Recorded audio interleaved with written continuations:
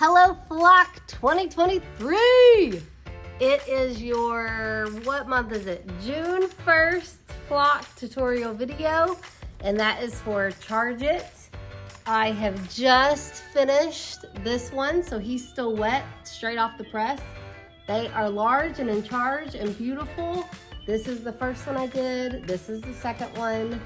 I hope you enjoyed the tutorial video that will teach you how to do all of these things. And just so you know, we don't do the square at the back, the opening for all the cords. We don't do that until the very, very, very end because we want our rim to be on and everything to be good to go. So if you are not a part of the Flock 2023, but you're seeing this tutorial video later, make sure and check my website for other tutorial videos and other baskets that I'll offer. Without further ado, it's time for us to get weaving, so get your staves in the water.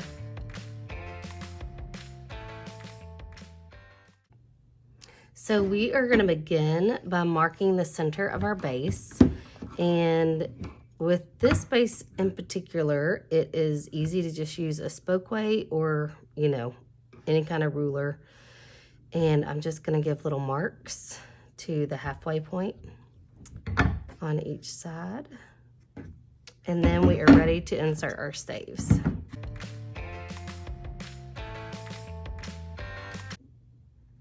All right, so we are gonna get our staves wet. I usually begin with warm water, just dip them in, take them out, and I just let them kind of sit. I don't dry them, I just let them sit in their water. We have a total of 38 staves. So the way we're gonna do that is one stave on each corner and then 4 staves at the end. So that'll be 4 at each end is 8. Adding 1 at each corner is gonna give us 12. So we're gonna use 12 that way. 38 minus 12 is going to leave us 26 for the sides. So 26 divided by 2 is 13. So that's how we're gonna break our staves up. So I'm going to begin by putting 1 stave at each corner. Now we're putting our staves with the rough side facing the table because this is the bottom of our basket. Excuse my clearing of my throat and all of my allergies. The Kentucky weather is getting me. Okay, so 1 stave at each corner, making sure the rough side is facing the table. Then we're gonna do 4 on each end. Now that, of course, is an even number and not an odd, so we can't put one right at our pencil mark. We're gonna put them on either side of the pencil mark.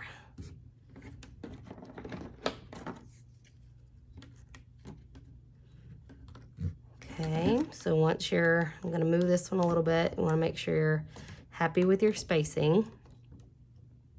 The corners can always like to pull in. So the first run of this basket that I did, I only did 3 staves at each end, but it really was just too much room. So we're adding in for the second run, which is now.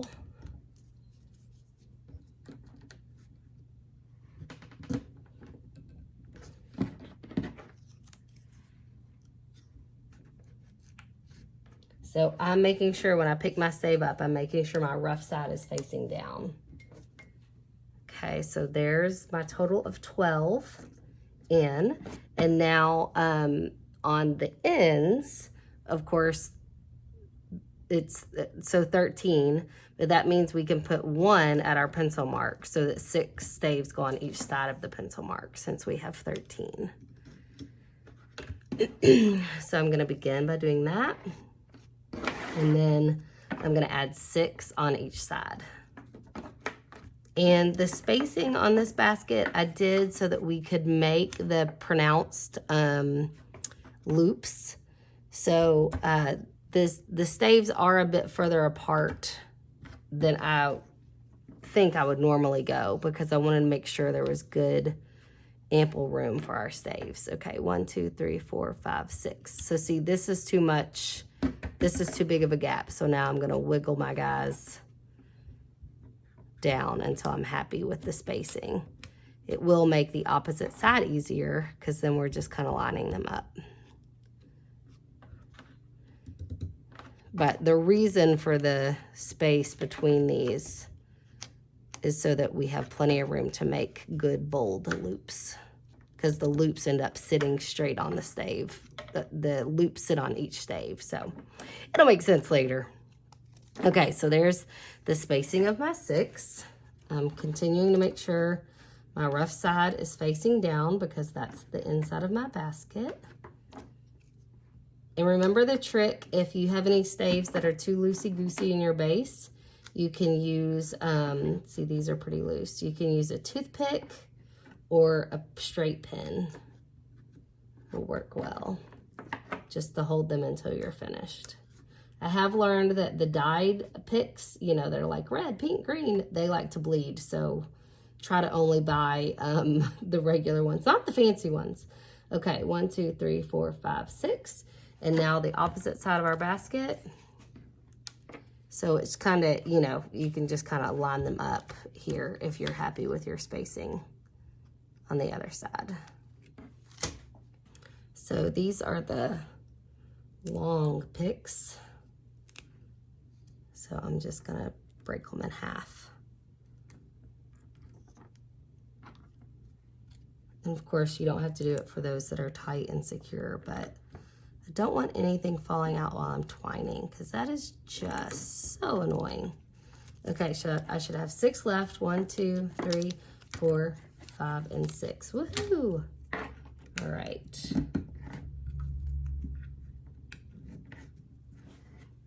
Always have to remind people that the reed does come from a natural growing thing, so it's not always perfect, and then it is, you know, brought through the process. So even though they try to have it all the same size, some fit perfect and some are just too thin. That's a problem we can solve, and I love those kind of problems. The ones I can't solve make me sad. Okay, so let's see. 1, 2, 3, 4, 5, 6. Okay, so like that is a lot of room between our staves. I just want to make you aware in case you are ever, you know, creating your own. You're like, well, how did Dani put her, how far apart were her staves? This is far, but the reason is for our loops. The loops are the show off of this basket. So if I wasn't doing the loops and just weaving, then I would probably add 2 more staves to each of these sides. These are good.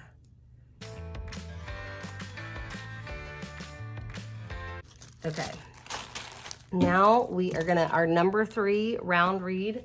Number 3 is pretty thick, but we want a good, strong, sturdy base for this basket. So I went with the number 3 so that it's good and strong, and especially with the spacing between the staves. I don't want anything being flimsy. Now, so here is twining. I teach it the way Granny taught it every time.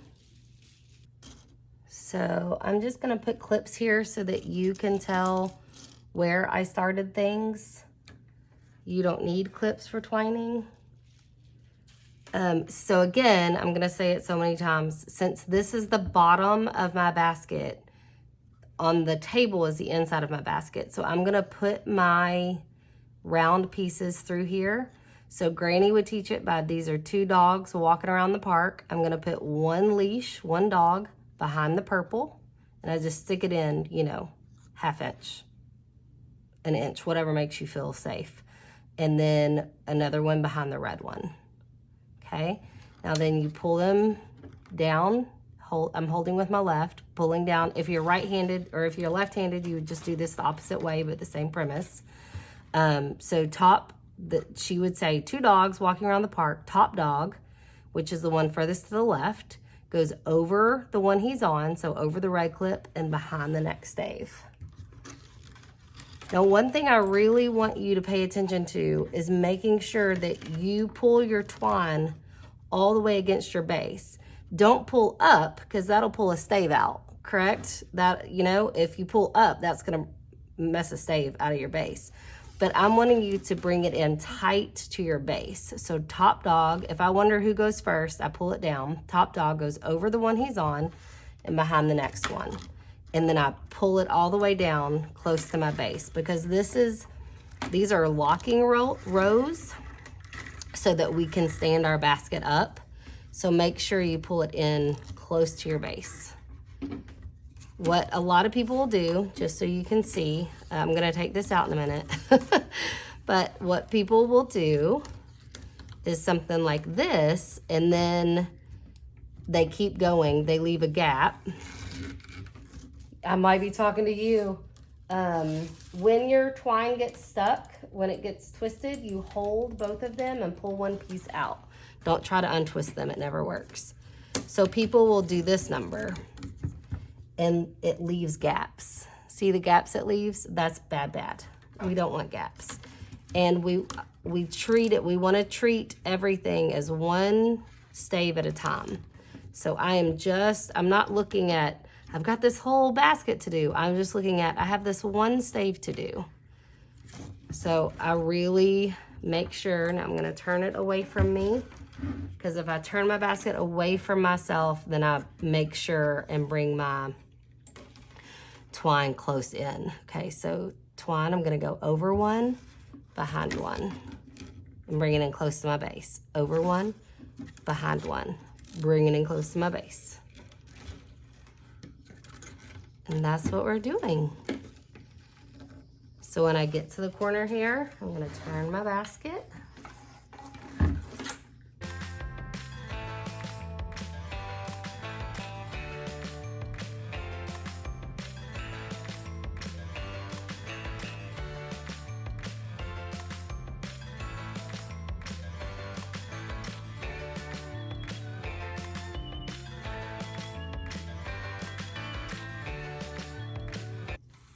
Okay, so I've gotten back around to where I've started.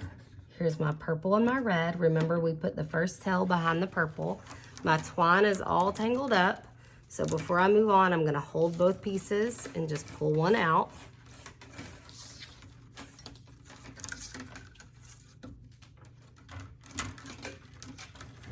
And now, I'm trying to get up over my basket and stay out of your way.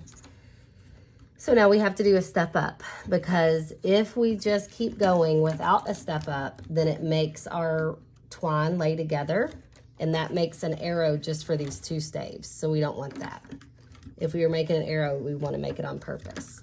So when we get back to the purple one, instead of top dog, we go bottom dog, goes over one. So he goes over the purple one and behind the red. So remember, the purple is where we started. So you're coming up to where you started. You come over and behind one, and now the top dog gets to go. He goes over the one he's on and behind. So we know that we did it right because we go behind where we started, and there's nothing is laying together. They're taking turns. So now, friends, as you're growing and learning as a weaver, I want you to take a look.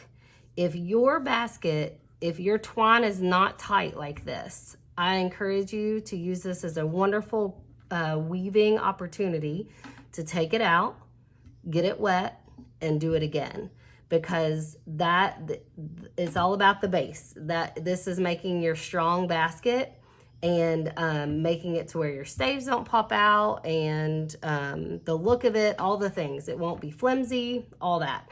So if it's not good and tight, I encourage you to go back to the beginning of the video and remember the tricks of one stave at a time. You're not trying to do the whole thing at once. You're trying to do it one at a time. So now that we've done our step up, that's my weaving advice to you. Okay, so now that we've done our step up, we go back to regular twining. So we pull our round reed to ourselves. We go top dog, goes over one, behind one. So we only do that bottom dog mess for one time, just for the step up. So now it's simply over one, behind one, over one, behind one. If you forget whose turn it is, you pull them down. The one furthest to the left gets to walk. So we are gonna walk our dogs around the park for a total of 3 rows. I will show you the step up again when we get back there. So I will see you in just a second. Okay, so we're back here at the beginning. We've come up to the purple clip, which is where we started the very first row. So that means we come up to where we started, and then instead of top dog, we do bottom dog, goes over one, behind one. Gotta get my red clip out of the way. And then the top dog goes over one, behind one. He's going behind the one he started on, so we know that's correct. And see how our weavers lay correctly. They're not laying on top of each other. They're still taking turns right there. So then we go back to top dog walks. Top dog, over one, behind one. I will see you back for the ending of our 3rd row. And at the end of a row is when you step up. So I will see you for that. Remember to pull your locking row here in close to your base. And this number 3 is super strong. So if you need to get it damp, you know, if it's not wet, make sure and keep it damp so nothing breaks.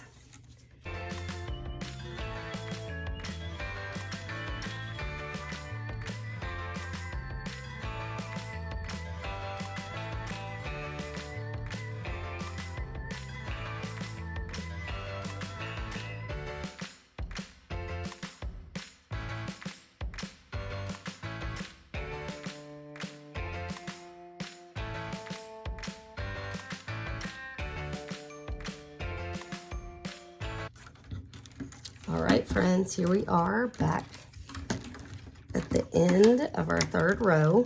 We come all the way up to where we started, purple clip. Instead of top dog, just for the step up, we do bottom dog, goes over one, behind one, top dog, over one, behind one. He's going behind the one he originally started on, so we know it's right. And then we are simply gonna cut them off.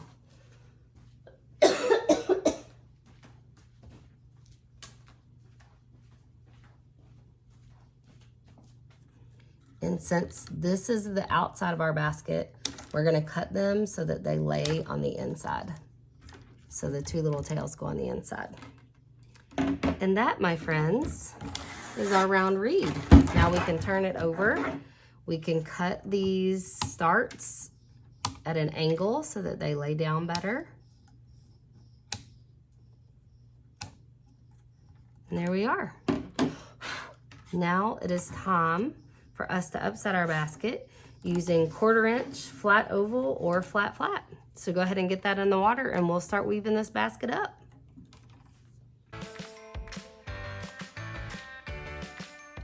So now it's time to weave our basket straight up, and I use a ton of clips my first 2 rows around because I think it just makes me work smarter, not harder.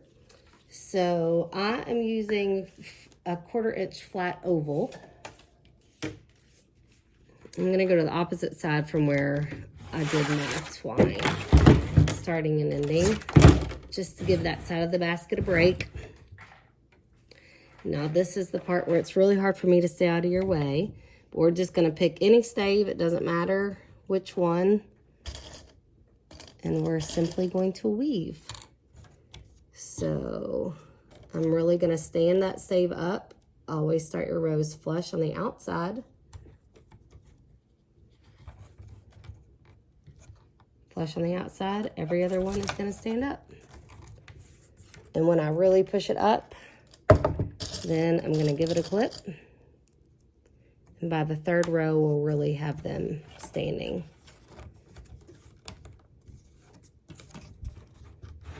So push it all the way up. We don't want a gap between our twine and our upset. We're just pushing it right up to the twine.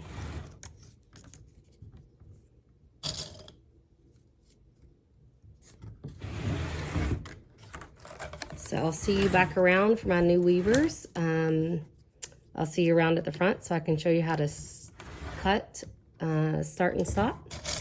And for my experienced weavers, you might just want to fast forward in the video until you get to the loops.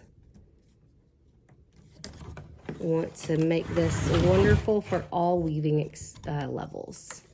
All right, so every other one, friends, every other stave is going to stand up.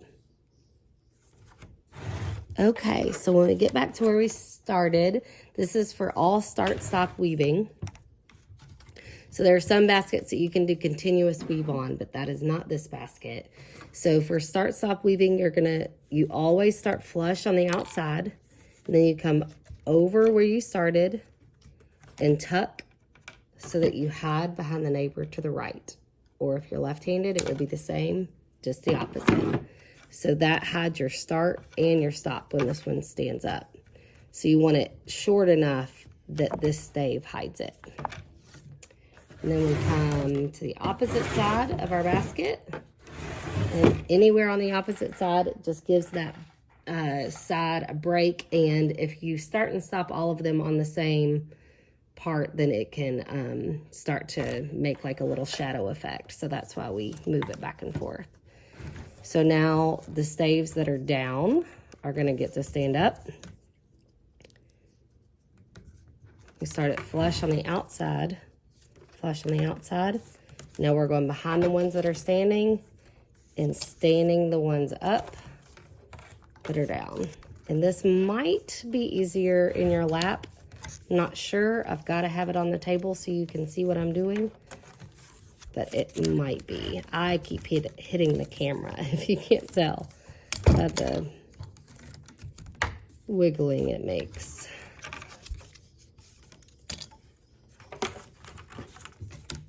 I will probably change the camera angle really soon because this is very tricky.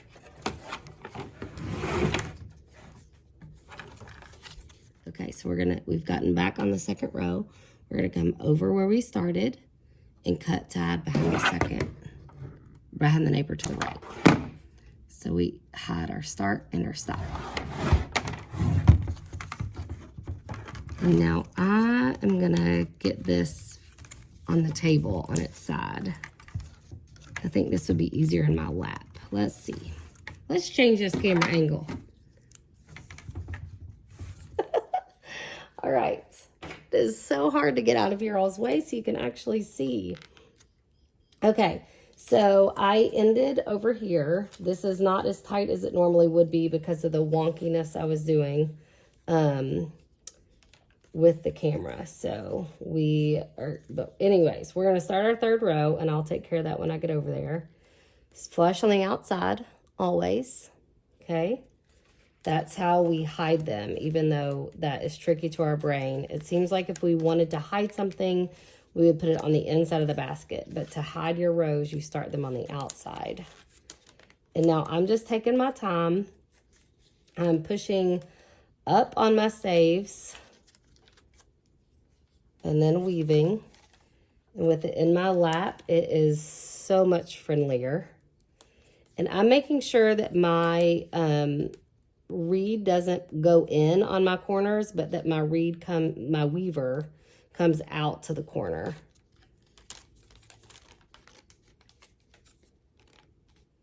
So I'm taking my time. Again, I can't stress enough, don't think about the whole basket you have to do of like, this is just the beginning, I gotta go. Think about it as I'm doing this project that is great. And I'm going to take my time so that I do it right. And it's not just one row at a time, but it's one stave at a time.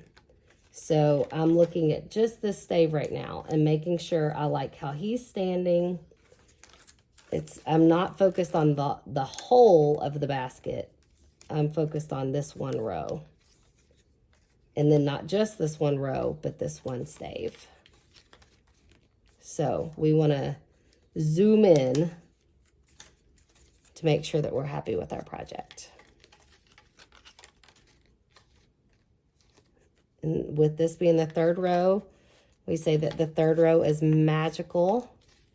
So we just want to take our time so that all the magic of a third row can happen.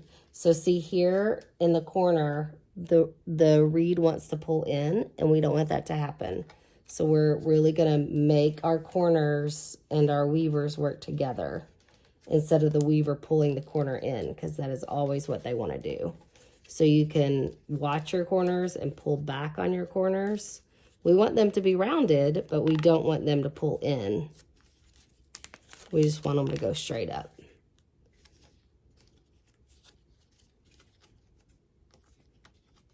So much of weaving is just shaping. So you can already tell this stave is like way in, where the rest of them are leaning out. He is already pulling in. So I'm gonna help the stave come back to my weaver. See that? So we've gotten back around. We come over where we started and cut to hide behind our neighbor to the right. So now that is 3 rows of 1/4 inch. This is flat oval, but you could do flat oval or flat flat. Now we're gonna move to 3 rows of 3/8. And I believe your last row of your 3/8 is where we want to make sure it's extra long. I'll look back at the pattern for that. But we're doing it, guys. Now we are just gonna weave like normal our 3 rows of 3/8 flat flat, and I ended over here, so I'm gonna come to the opposite side of my basket and weave 3 rows of 3/8 flat flat, and then I'll see you back. So I just want to show you, I am gonna pause to take my nephew to work and I don't just want to leave my basket like loosey-goosey while I'm gone, because these could really, I've had it there like 3 minutes already, but before I put it with the weight on it, it was very loosey-goosey, and I don't want it to lose all of its shape. So while I'm gone, the basket is damp, and I'm just putting a little weight on it just to, I don't want it too tight or anything, but I don't want it loosey-goosey. So that's how I'm gonna leave it while I go run my errand. And then when I get back, I can dampen it and keep going. Just a little side note. So it has been about a week since I have touched my basket, because we got the permission to move into our house. So that was super exciting. So mine has been laying down, like I showed you, for about a week. So it is way standing up, right? But it will all come out in the wash as I start weaving. I made my staves damp, and now we're getting ready to put in the 7th row. So the 7th row is 5/8. And then, and I already had him in the water, we want to make sure and find the center stave on the back of our basket, whichever side you pick to be the back. So I'm starting at my corners. 1, 2, 3. 1, 2, 3, 4, 5, 6, 7, 8. So here's my center stave. So I'm gonna make sure and start these next 2 rows as close to the center stave as possible. So we still have to do regular weaving rules. So I can't start it on it, but I can start it to the next door neighbor. And remember, on this one, we want to let him, your pattern tells you, we want to have him go over 2 and behind 1.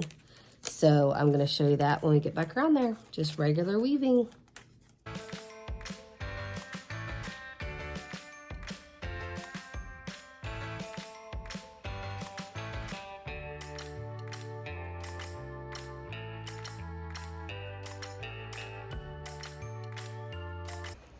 So when we get back over here, over, behind,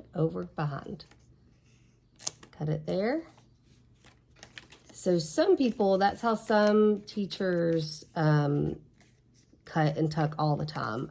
Granny always said it was a waste of reed and it made your basket bulky, so I do not do it that way. And see, you can see where it's bulkier there, where it's doing it for over 4 staves.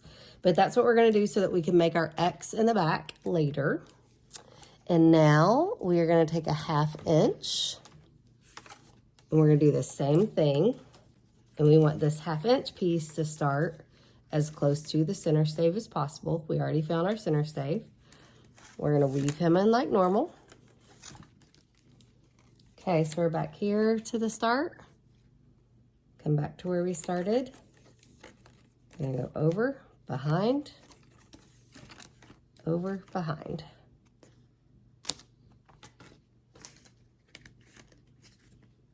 And now this one gets a layer of color.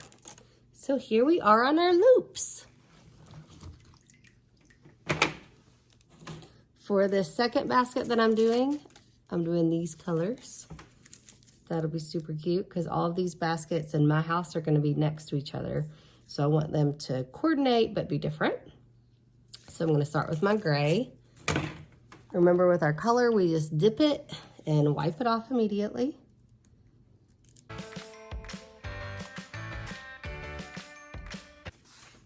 So now with our curls, we want our smooth side facing out, of course. We're gonna come to a corner, put it behind there, and I'm gonna give him a clip just to hold it as I'm gonna manipulate with the curls. So we're gonna loop it.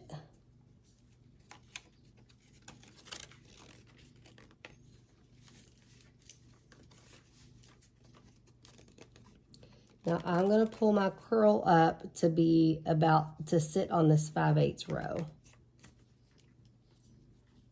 So you go behind one and then loop again, go behind one. So that's just the size. This one's a little bigger, so I'm gonna release him a little bit.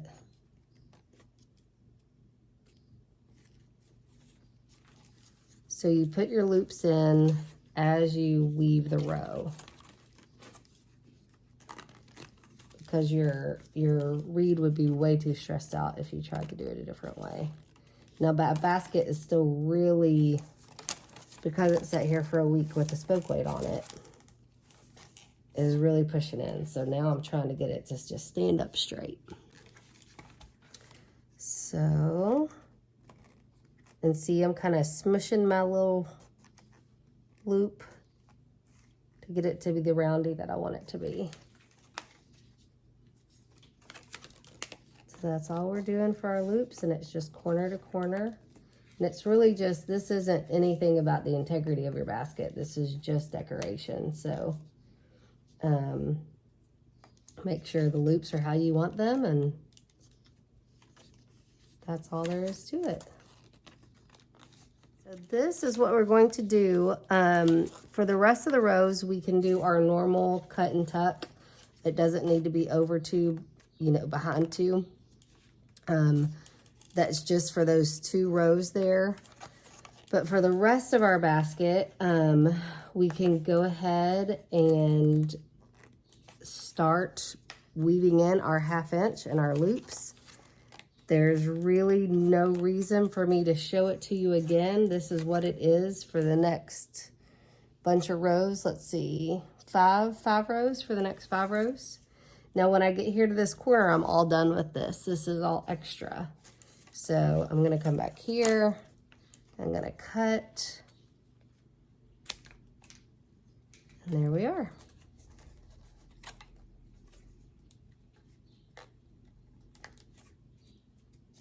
So I want to make sure that he hides to where I don't see him, and then I'm going to give him a clip so he doesn't go anywhere.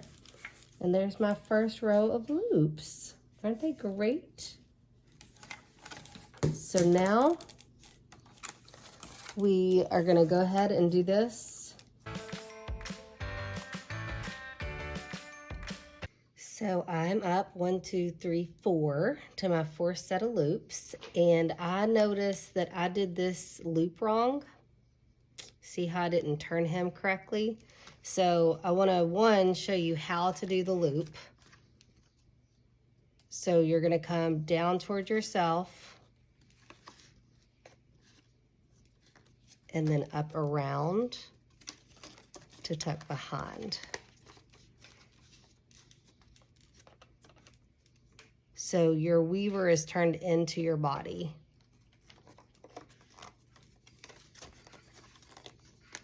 So that's the correct way. What I did here was I didn't lay it back over. I did, what did I do? Oh, I let it come. What did I do, people? Let's see. From behind. I did it like this and forced it down, and that will not work. You have to like roll it almost. So what I'm gonna do there, since all of these loops are correct, is I'm gonna pull this loop out as far as I can, because I will never be able to stand it being wrong like that. Then I'm gonna push this one back in. Now then, I've got to come the opposite, so I'm going to see how my loop is supposed to go. We're going to stick him back in there. So the loops being big is helping.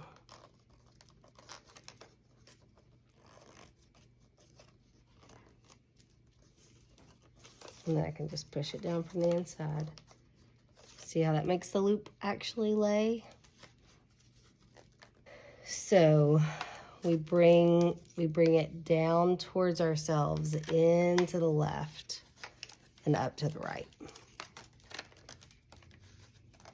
to get our loops to lay down correctly. Okay, glad that happened. I didn't notice I did it. Here's another one. Rats. Okay, this one is on the end, so I'm just going to pull them out.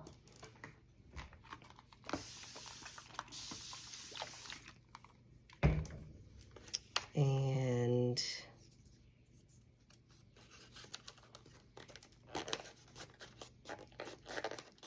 so our loop should lay flat. And now I want to pull this one enough to tuck him back in there. Now let's see if I have them all. I do! Woohoo! Okay, so feel like I'm back on track here. Fold it down towards myself.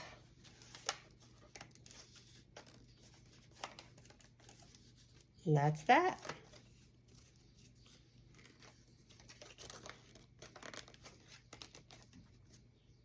Here we are. And then I'll come over here and cut. You could cut here. I just feel like it helps it, you know, depending on where it's sitting on a counter or something, it helps it look finished to go on around there. Okay, 1, 2, 3, 4. I have one more set of loops, right? Yes, one more set of loops, gray loops, gray loops.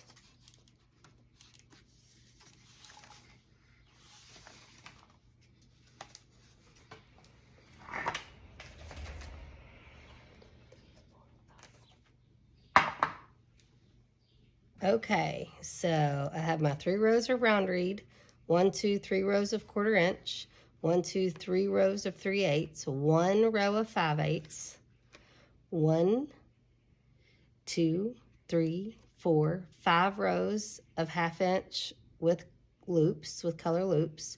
Now I have a row of 5/8. I am just starting on the back because I know it's the back, so there's no reason not to. So we're going to weave in 1 row of 5/8 and then 3 rows of 3/8. And the top 3/8 row is what we're going to cut and tuck on. So I will see you back for cutting and tucking.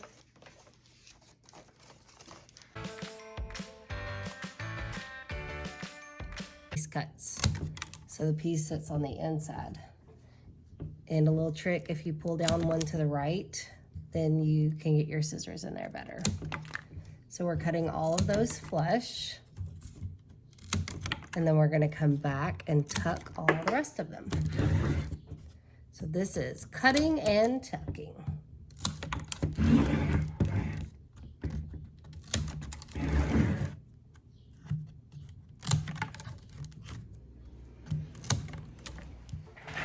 Now then, just a refresher again.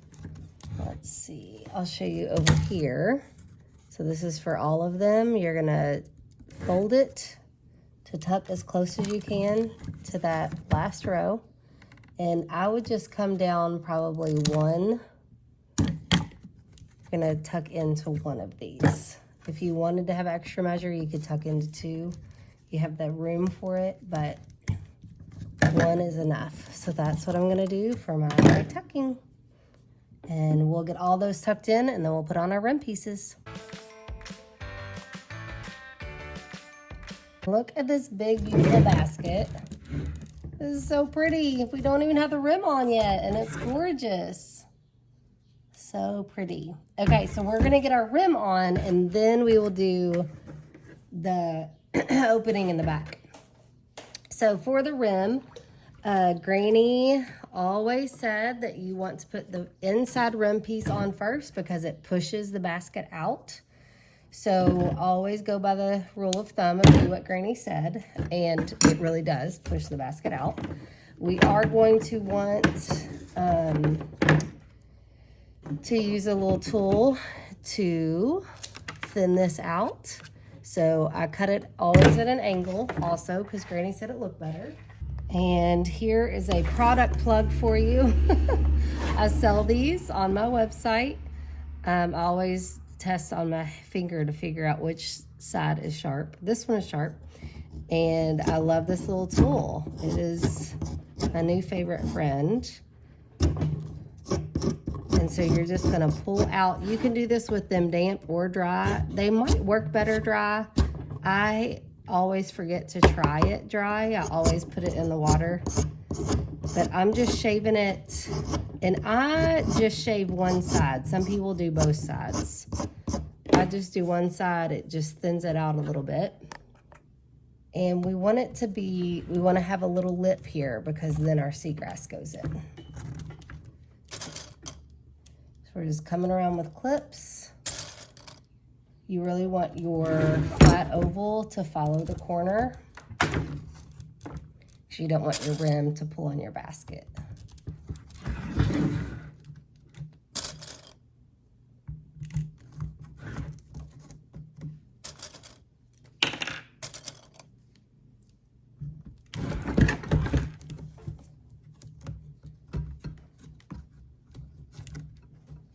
So see the little lip? I'm gonna come back and lay my seagrass on there next. I also say we are making a seagrass sandwich.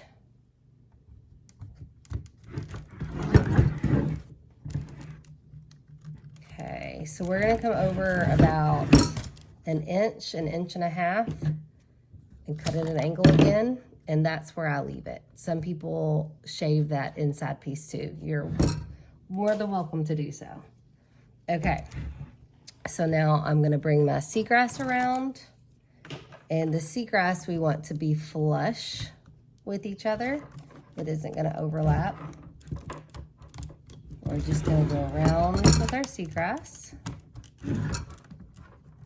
So now I'm gonna go on the back side because I want it to be opposite of here. So that's why I didn't put it on the inside, is because that way when you're looking at the basket, you won't see where the start and stops are.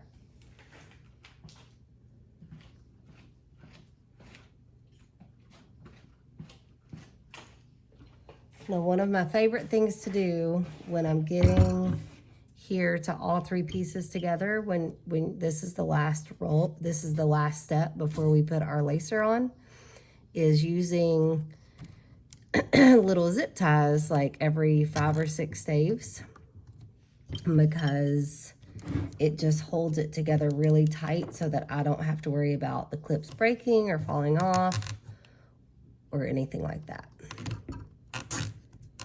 And it'll hold all the pieces tight to where you can get your lacer really tight. So see, you don't need a ton of them, but they really do make it's just a easier load. A lot of times at the basket guild that I'm a member of, people will put, they'll get their basket up to the zip ties, and then they'll go home and lace the next day. Now, I'm one of these people that likes to have it done immediately, or it could take me 7 years to come back to it. So I'm gonna go ahead and lace right now, obviously for this tutorial video. But it is good if you are better at coming back to things and you need a break. You can get your zip ties on. That means everything is drying correctly, and then come back and lace. But I have my cane in the water, getting ready to go. So remember, after we lace this one, we're gonna cut the opening in the back so that we can put all the things we want to charge or run a power cord to, like Alexa or any of those things that we wanna hide.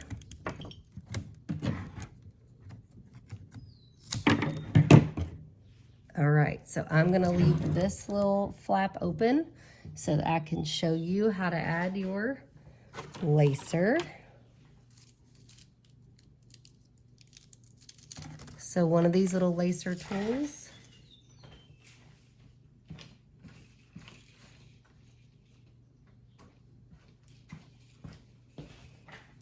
is called a lashing buddy, but I stick it from the outside towards the inside, and then with our cane we come from the inside of our basket to the outside, and we loop over and down. So really just making a loop, and we leave a little tail about an inch, inch and a half. My little tail's not quite long enough, just in case anything were to happen, it were to break, I could get in there and get it out.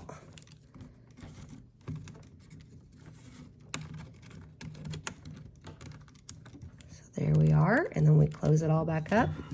Now we wrap,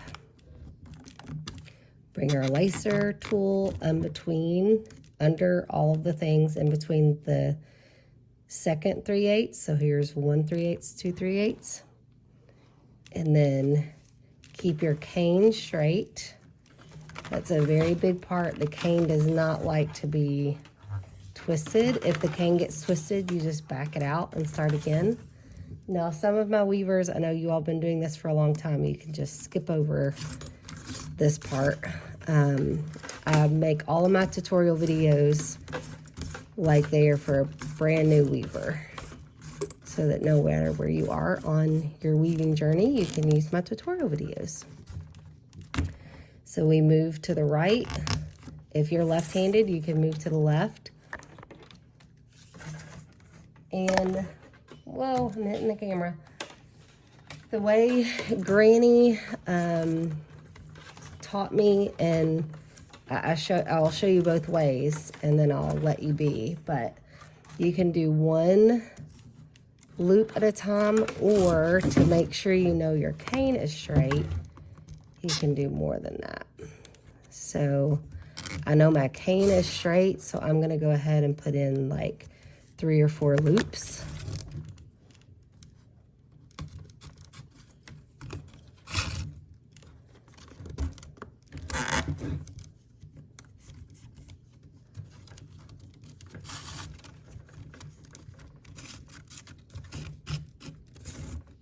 So now I know with these loops that my cane is straight, and then I'm going to come back to my left hand and pull my cane. That is too complicated sometimes for people, so just do whatever works well for you. But the point is, we're going to go all the way around And now I've talked about my cane not being, okay, there we go. It looked like it was twisted. Okay, so cane making a sound is a good thing. Making sure my cane is wet. It's soaked in the water, because the cane also really does not like to be messed with when it's dry. So if it gets dry, just give it a spray. So there we are, friends. We're going in between every set of staves. And I will see you back after we lace this puppy.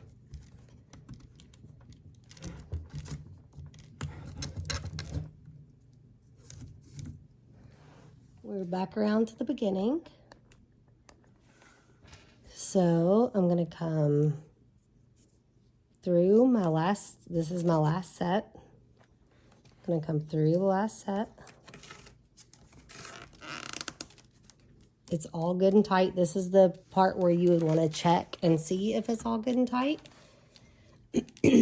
I'm going to, let's see. We come back on the back side of our cane. Come up. Pull this one tight. Then we come under our seagrass. So you should do it like this. I come under my seagrass, and I want my lacer to go on the front side of the hidden row. So if it's right, it'll pull tight. If we didn't get on the front hidden row, then we'll do it again. So you're just folding it over that last row like you did when we started. Okay, so now you just pull down. And your little end will pop back up in there. Let me pull down on this one. And there's your ends are all done. Look how beautiful. Our basket is beautiful. Okay, and now it's time for us to do the back. So we're gonna go here. Remember, we did the two long ones. The first 5/8 and the first 1/2 inch are extra long, okay? So we're gonna come back to those. I'm gonna use a little awl. I'm gonna pull this out. Remember, they're behind two, so it's pretty long. And I wanna find my center stave again. 1, 2, 3, 4, 5, 6, 7, 8.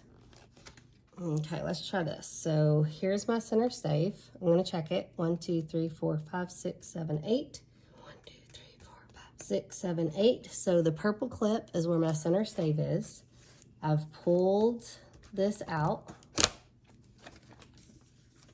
So that is the perfect spot for the box, right? So I'm simply going to fold this back to here. Tuck them inside.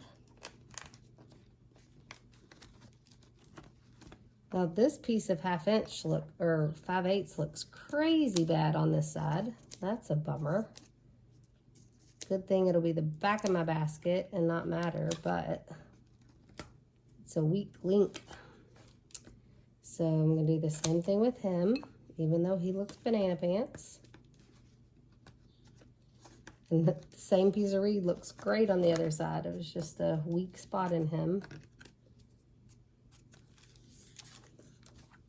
I'm gonna come and trim where he's breaking. Okay, so now we do the same thing on the first 1/2 inch.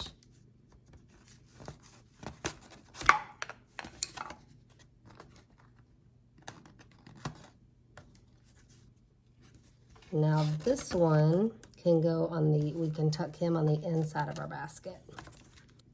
Okay, so since he's not quite long enough to get to this second one, I'm gonna splice him down and do the chicken feet.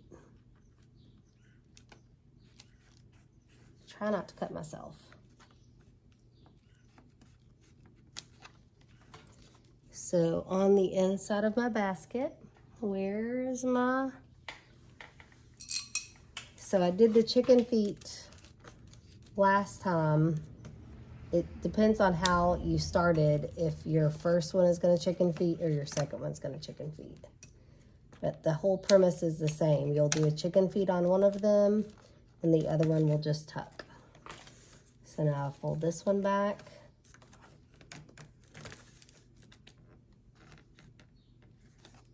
So we're going to do, so I would rather them match. This one could just tuck, but I would rather them match. So I'm still going to do the chicken feet over here. Totally up to you, as long as we're opening that gap up.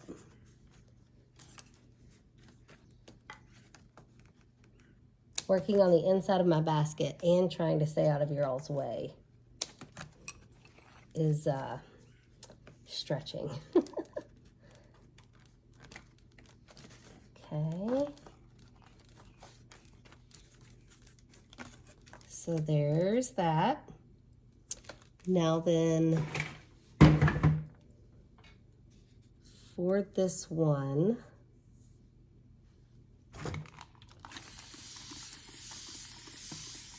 I'm gonna get them wet. And everything is locked in, right? This goes into the base, and this is tucked up here. Nothing's going anywhere. So I'm gonna cut this middle one flush and tuck him. And again, depending on if this one is under or over for you, might change which one goes inside or outside, right? And then this one, I'm gonna come up here.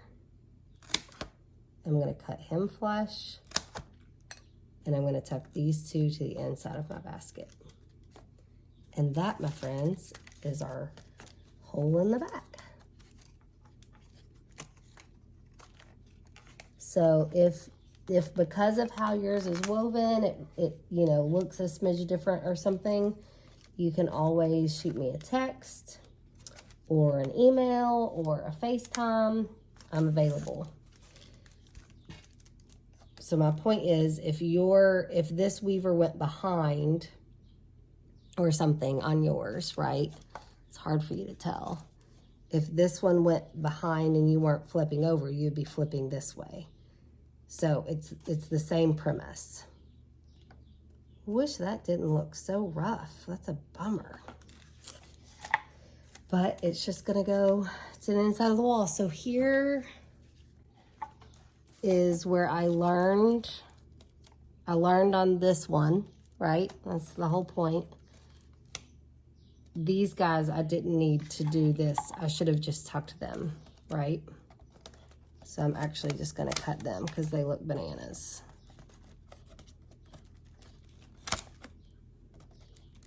And this, I tried a whole extra.